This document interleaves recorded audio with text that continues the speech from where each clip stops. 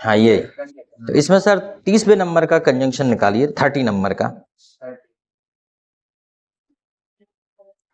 In case of, यही है क्या? इन केस नहीं जान 30 नंबर का। अच्छा,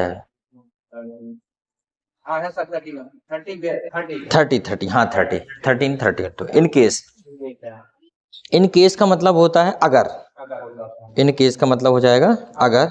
जैसे हम बात करें कि अगर, जैसे हम कहते हैं कि आपको यह लिस्ट दोबारा चेक करनी चाहिए, हो सकता है कोई गलती हो गई हो, तो इन केस का मतलब होता है अगर, हो सकता है या संभवतः, इन केस का ये मतलब होता है। तो इसका जो इंग्लिश हो जाएगा, you should check this list again in case there is any mistake. दूसरा है, आपको छाते के साथ जाना चाहिए, संभव है बारिश हो जाए। You should go with umbrella in case it rains, हो सकता है बारिश हो, इन केस। और जैसे कि तुम्हें अच्छी तैयारी करना चाहिए, हो सकता है पेपर कठिन हो। You should prepare well in case question paper is tough. तो इस प्रकार से इन केस का प्रयोग करेंगे। दूसरा से सपोज, तो हम कई बार किसी से बोल लेते हैं सपोज करो, सपोज, तो सपोज का मतलब है मान लो। मान लो आप मेरे नौकर हो, तो अब मेरा काम करो। Suppose you are my servant, so do my work now, अब मेरा काम करो। मान लो आप एक शिक्षक हो, तो शिक्षक का कर्तव्य क्या होता है? तो हमने कहा suppose you are a teacher, what is the duty of teacher. तो सपोज का मतलब हम जनरली बोलचाल में करते रहते हैं, हमें भले इंग्लिश आए ना आए, पर सपोज हम बहुत बोलते हैं, बोलते ही रहते हैं सपोज। लेकिन सपोज का वही है मान लो, सपोज।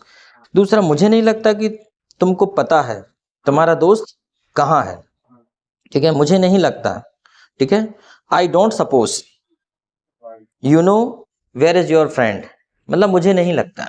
आई डोंट सपोज, ये भी हम बोल देते हैं, I don't suppose you don't know where is your friend, मुझे नहीं पता या मुझे नहीं लगता, या ऐसा भी है I do not suppose that where is your friend, ठीक है। फिर उसके बाद है और तो हम यूज करते रहते हैं, क्वेश्चन पेपर में ही आता है, अथवा ये है ना। और क्या आप, हाँ, क्या आप मुझसे सहमत हैं या नहीं? Are you agree with me or not, या you are agree with me or not, आप मुझसे सहमत हैं या नहीं, ठीक है। जैसे कि जब क्वेश्चन पेपर में आता है तो ऐसा आ जाता है कि write a application to your teacher और write a letter to your father, कुछ भी एक लिख दो। तो ये हम जनरली यूज करते रहते हैं। और अथवा करो या मरो का नारा महात्मा गांधी द्वारा दिया गया था, do or die, do or die slogan given by Mahatma Gandhi, do or die slogan was given by Mahatma Gandhi, do or die, करो या मरो, डू और डाई उन्होंने दिया था, करो या मरो, अदरवाइज, अन्यथा। अच्छा सर, ये भी बोलते रहते हैं हम, अदरवाइज बोलते हैं, भले ही हम इंग्लिश जाने ना जाने, लेकिन बोलते ही हैं अदरवाइज।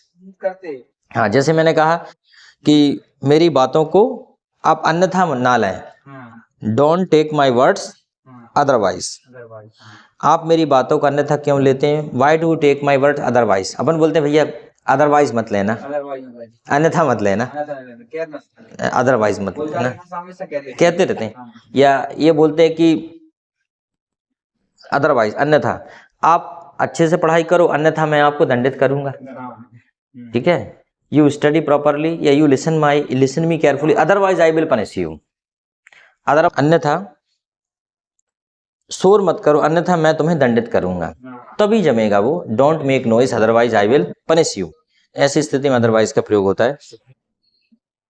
चलो ठीक है, कुल मिला के बहुत कॉमन और बड़ा सरल यूज है अदरवाइज का। अगला है, अपन देखते हैं कि इन ऑर्डर टू, के लिए हम जनरली, अच्छा यही बात है कि इंग्लिश में है, के लिए हम फॉर का प्रयोग कर लेते हैं, टू का भी कर लेते हैं ऑफ कोर्स, तो हमें इन ऑर्डर टू की आवश्यकता नहीं पड़ती, लगभग इनका उपयोग समान है। जैसे कि आपसे पूछा जाए कि आप मार्केट क्यों जाते हैं, तो आप सिंपली बोल देते हैं कि I go to market for shopping, shopping के लिए जाते हैं। स्कूल क्यों जाते हैं, तो आप बोलते हैं I go to school for study, ये भी बोल सकते हो, या I go to school to study, तब भी चल जाएगा, ठीक है। लेकिन अगर इन ऑर्डर टू के लिए, तो जैसे कि पढ़ाने के लिए आपकी भाषा पर अच्छी पकड़ होनी चाहिए, you should have best command over the language in order to teach, तो यहाँ पे हम इन ऑर्डर टू का प्रयोग भी कर लेते हैं। ऐसा भी कर सकते हैं हम, you should have a best command over the language for teaching, तब भी ठीक है। लेकिन इन ऑर्डर टू टीच का मतलब होता है कि पढ़ाने के संदर्भ में, पढ़ाने के लिए फॉर का भी प्रयोग किया जा सकता है, लेकिन यही है कि थोड़ी वैरायटी रहती तो अच्छा लगता है, वैरायटी होना चाहिए पढ़ाई में, ठीक है। जैसे कि अपनी राजधानी की रक्षा करने के लिए रानी लक्ष्मीबाई को युद्ध करना पड़ा, तो क्या हो जाएगा, रानी Lakshmibai had to fight in order to protect her kingdom, अपनी राजधानी, in order to protect her kingdom, अपनी राजधानी की रक्षा करने के लिए उसे लड़ना पड़ा, ओके, in order to, ठीक है। where is she going, it's okay, ठीक है, in order to, ठीक है। जैसे कि आपकी भलाई के लिए या आपकी रक्षा के लिए मैं यहां पर नियुक्त हूं, I am appointed here in order to protect you, ठीक है, in order to protect you, ठीक है। अच्छा, उसके बाद एक शब्द और है सर, सडनली, और इन ऑर्डर टू, हाँ, इन ऑर्डर टू कॉमन शब्द नहीं है, लेकिन इन ऑर्डर टू बहुत कम प्रयोग होता है, अपन लोग नहीं करते, कहाँ अपन, अब जनरली, लेकिन ये सडनली है, ये बहुत प्रयोग होता है, सडनली, अचानक, ठीक है। मैं सोने के लिए ऊँघ ही रहा था कि अचानक बाहर से एक चीख सुनाई दी, तो क्या हो जाएगा, I was just dozing off to sleep when suddenly I heard scream from outside, scream मतलब होता है चीखने की आवाज, ठीक है।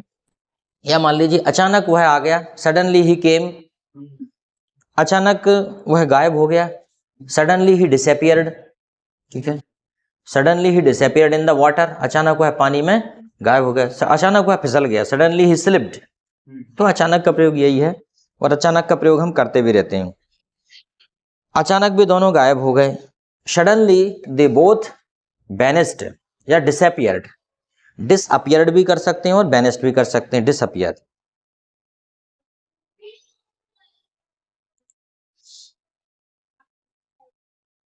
या वैनिस्ड भी कर सकते हैं, वैनिस्ड, डिसअपियर्ड।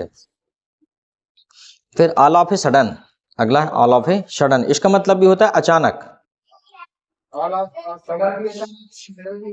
हाँ sir, all of a sudden इसका मतलब भी होता है अचानक। एक नहीं, बहुत सारी चीजें होती हैं, एक चीज को समझाने के लिए, एक बात को कहने के लिए बहुत सारे तरीके हो सकते हैं, जैसे हिंदी में होता है वैसे इंग्लिश में भी है। जैसे कि कुछ होना प्रतीत हुआ और अचानक मुझे चक्कर आया, मैं बैठ गया, कुछ होना। It seems to be happen something, all of a sudden I felt dizzy and I just collapsed, मतलब मैं गिर गया। बैठो बेटा, सी इज कमिंग, बैठो, आ रही मैडम, ठीक है। It seems to happen something, it seemed to happen something all of a sudden I felt dizzy and I just collapsed। अब देखो कितने सारे वर्ड अपने एक साथ तैयार हुए। it seemed ऐसा लगा, happened something कुछ होने वाला था, अचानक, all of a sudden I felt dizzy मतलब होता है सर चक्कर आना, dizzy चक्कर, and I just collapsed मतलब होता है ढह जाना, गिर जाना, ढह जाना। जैसे घर आदि गिर जाते हैं ना पुराने, तो उसे कोलैप्स्ड बोलते हैं कि घर गिर गया, collapsed, all of a sudden, just collapsed, अचानक हमने, फिर अचानक हमने तेज धमाके की आवाज सुनी, all of a sudden we heard a loud sound of blasting, all of a sudden तेज धमाके की आवाज सुनी, ठीक है। All of a sudden we heard a loud voice, या ये कह सकते हैं all of a sudden we heard a blasting sound, ठीक है। धमाका मतलब ब्लास्ट हो जाएगा, ब्लास्ट साउंड। चलो, अच्छा एक शब्द और है एक्चुअली, कितना बोलते हैं हम एक्चुअली, बोलते हैं ना, बहुत ज्यादा बोलते हैं एक्चुअली, बोलते ही रहते हैं। मैंने वास्तव में उसे नहीं देखा, बस उसकी आवाज सुनी है, एक्चुअली होता है वास्तव में। I didn't actually see her, I just heard her voice. Sir I actually I didn't, actually detail पढ़ते जाए डिडंट, हाँ डिटेल हाँ डिडंट, डिड नॉट का नहीं है ना डिड नॉट का डिडंट शॉर्ट फॉर्म डिडंट होता है, डिड नॉट का शॉर्ट फॉर्म डिडंट होता है। डिटेल गाने नहीं खेला है नहीं, आई डिडंट, आई डिटेल मैंने नहीं, मैंने आई डिडंट एक्चुअली सी हर, मैंने वास्तव में उसे नहीं देखा, वो तो नेगेटिव बताने के लिए है। I didn't actually see her, I heard her voice only, मैंने सिर्फ उसकी आवाज सुनी है। ये है। जैसे दूसरा भी है, देखो डिटेल गाने नहीं खेला मतलब नेगेटिव कह रहा हो नेगेटिव पास्ट में, नेगेटिव पार्ट पास्ट में नेगेटिव। जैसे मान लो मैं कहूं कि मैं नहीं जानता, आई डोंट नो, लेकिन मैं कहूं लेकिन मैं नहीं जानता था, तो आई डिडंट नो। और मैं नहीं जानूंगा, आई विल नॉट नो। पहचान अपन कैसे करेंगे ये अब देखो ये इसकी पहचान सिर्फ हेल्पिंग वर्ब से ही होती है। जैसे कि डू हाँ प्रेजेंट का है, डिड पास्ट का है। एक बात हमेशा दिमाग में बिठा लो, डिड मतलब पास्ट ही है। तो लिखना पड़ा है वो तो सब लिखे रहते हैं, वो सब करते करते आ जाता है, अलग से लिखने की जरूरत नहीं। ये सब सेंटेंस लिखा है मतलब लिखा है, किताब में भी लिखा है, पहचान करना नहीं है टेंस नहीं जानते कुछ कोई दिक्कत नहीं है, वो तो सब आ जाएगा धीरे धीरे। वो सब ऐसे ही, तब जैसे आज इस पे अटक गए अपन, तो ये चीज सीखी तो नहीं, यही तो सीखना है। जो जैसे अटकते जाएंगे वैसे सीखते जाएंगे, प्रोसेस है वो तो धीरे धीरे। जैसे अपन सब्जी बनाते हैं, सब्जी बनाने की प्रोसेस में नहीं सर आपको तो सब छोटा लगता नहीं सर, लेकिन हाँ, लेकिन कोई कुछ भी कर ले, लगभग सब्जी बनाने की प्रोसेस है सेम ही। आप बनाएं या मैं बनाऊं, हाँ कोई अनाड़ी पहचान नहीं है हाँ तो हो जाएगी ना, वो तो कोई दिक्कत नहीं। जैसे आज तो आपने पूछा डिड, डू डिड डज, हम तीनों बता देंगे आपको, अभी हो जाएगा। देखो ये सब्जी बनाने की प्रोसेस कोई भी बनाए, सब लोग पहले मसाला सेकते हैं। अगर मान लो सब्जी बनाने की प्रोसेस में मसाले की बजाय पहले सब्जियां डाल दी जाए बाद में मसाला, तो टेस्ट गड़बड़ आ जाएगा, मसाले का स्वाद ज्यादा आएगा, तो वो मजा नहीं। वही है, कोई भी बताए तो प्रोसेस वही है, अपन करेंगे। चलो एक और देख लेते हैं। हाँ, उसकी आंखें वास्तव में आंसुओं से भर गईं, तो क्या हो जाएगा, उसकी आंखें वास्तव में, actually his eyes actually moist with tears, moist tear होता है आंसू, मोस्ट मतलब होता है भर जाना, MOIST मोस्ट, वो वाला मोस्ट नहीं, ठीक है, मोस्ट विथ टीयर्स। मोस्ट तो ज्यादा होता है, ये भर जाना अलग होता है, MOIST वो IST, मोस्ट मतलब होता है भर जाना। इनफैक्ट दरअसल 38 नंबर का है, वास्तव में। अब इनफैक्ट हाँ नहीं, इफेक्ट अलग चीज है सर, इफेक्ट तो प्रभाव है, इफेक्ट इफेक्ट क्या नहीं, ये इनफैक्ट है वास्तव में। इनफैक्ट जैसे कि मैंने बोला कि वास्तव में तुम दिन दूनी रात चौगुनी प्रगति करोगे, तो हम बोलेंगे in fact you will progress by leaps and bounds. And bounds एक कहावत है, लीप्स एंड बाउंड्स एक कहावत है, लीप्स एंड बाउंड्स एक कहावत है, ठीक है। दिन दूनी रात चौगुनी, वास्तव में 2020 तक भारत विकसित देश हो जाएगा। In fact India will be developed country till 2020, हालांकि नहीं हो पाया है, 2023 से चल रहा है अभी। तो इनफैक्ट वास्तव में वह बहुत ईमानदार है, in fact he is very honest. In fact civil काम वास्तव में आएगी, तो इनफैक्ट का मतलब यही है। इनफैक्ट यू विल लर्न, वास्तव में तुम सीख जाओगे। इनफैक्ट एक शब्द में बोल देते, किसी ने कहा मैं सीख जाऊंगा, आप बोल सकते इनफैक्ट वास्तव में सीख जाओगे, जरूर सीख जाओगे। अब हम फिर बोल देते एक शब्द और है, देन आल्सो, फिर भी। अच्छा, इसके लिए एक शब्द और प्रयोग हो जाता है, इवन देन, इवन देन, फिर भी। देन आल्सो भी हो जाता है, इवन देन हो जाता है, फिर भी। जैसे कि मैंने रहस्य खोल दिया, फिर भी आपके अंदर भ्रांति है। I have revealed the secret, then also you have misconception. Misconception मतलब होता है गलत अवधारणा, भ्रांति। Even then you have misconception, भ्रांति, भ्रांति, यू हैव मिसकॉन्सेप्शन। तो जैसे मैंने रहस्य खोल दिया फिर भी आपके अंदर भ्रांति है, तो आई रिवील्ड। अब सर खोलना मतलब देखो यहाँ पे रिवील होता है, मतलब कोई चीज को ओपन कर देना, रिवील्ड, रिवील्ड, रिवील, हाँ रिवील। जैसे अब अपन ओपन बोलेंगे तो ओपन मतलब होता है दरवाजा खोलना, कोई ढक्कन खोलना, कोई चीज खोलना। लेकिन रहस्य खोलना ओपन बोल सकते हो आप, काम हो जाएगा, आई ओपन योर सीक्रेट। पर रिवील्ड मतलब होता है पब्लिक के सामने ले आना, उजागर कर देना। I revealed your secret even then you have misconception, revealed. तो ये धीरे धीरे क्या है, ऐसे ऐसे करके हमारा शब्द भंडार बढ़ता चला जाता है, रिवील्ड ऐसे ही बढ़ता जाता है एक एक करके। जैसे आपके पास सूचना का अधिकार है फिर भी आप जानना नहीं चाहते, तो हम ये कहेंगे you have right to information, ठीक है, you have right to information, then also you don't want to know, फिर भी आप नहीं जानना चाहते। हमारे पास सूचना का अधिकार है फिर भी हम उसका प्रयोग नहीं करते। चलो लास्ट वन देख लेते हैं, ये सो दैट, इतना कि रमेश इतना डरपोक है कि अकेले नहीं रह सकता। Ramesh so timid that he can not live alone. तो आपने देखा होगा सो दैट का प्रयोग बहुत आता है परीक्षा में, मतलब ये मान के चलो 9वीं 10वीं 11वीं 12वीं में सो दैट का प्रयोग आना ही आना है।